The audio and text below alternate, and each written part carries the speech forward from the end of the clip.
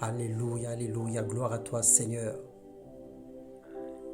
Que le Seigneur vous bénisse encore ce matin, car l'Éternel est bon et sa bonté durera toujours, sa fidélité de génération en génération. Sachez que l'Éternel est Dieu et c'est lui qui nous a fait et nous lui appartenons. Nous sommes son peuple et le troupeau de son pâturage. Ce matin, nous allons parler de la vie nouvelle en Jésus-Christ, loin de la religion. Dans Jacques 1, le verset 22 et 24, la Bible dit « Mettez en pratique la parole et ne vous bornez pas à l'écouter, en vous trompant vous-même par des faux raisonnements.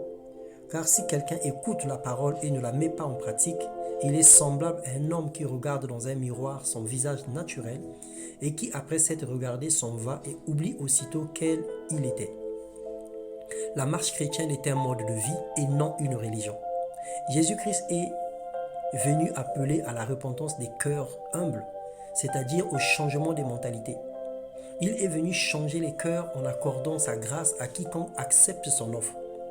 On ne peut pas prétendre être chrétien, c'est-à-dire comme Jésus-Christ, donc enfant de Dieu, et ignorer la parole de Dieu en ajustant les Écritures à notre convenance, en choisissant les versets bibliques taillés sur mesure pour satisfaire notre compréhension et notre ego.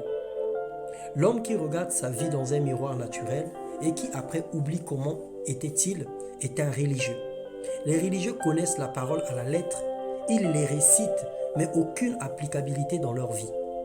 Dans Romains 12, le verset 2, la Bible dit « Ne vous conformez pas au siècle présent, mais soyez transformés par le renouvellement de l'intelligence, afin que vous discerniez quelle est la volonté de Dieu, ce qui est bon, agréable et parfait. » La religion approuve les changements du monde.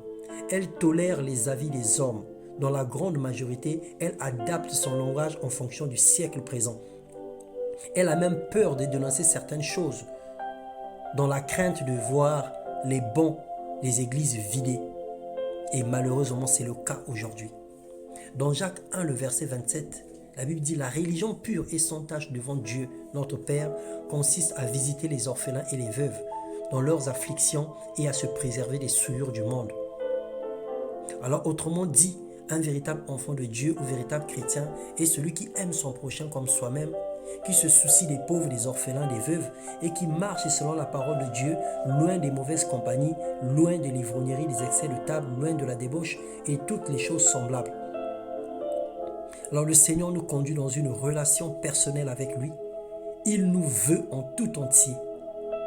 Alors que la grâce de Dieu demeure sur nos vies et que sa paix inonde nos cœurs dans le nom de Jésus, que nous puissions comprendre avec tous les saints quelle est la volonté de Dieu et quelle est la part que le Seigneur veut que nous puissions obtenir avec lui.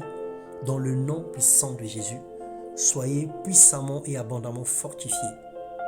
Que le Seigneur vous comble toutes sortes de bénédictions. Dans le nom puissant de Jésus. Amen.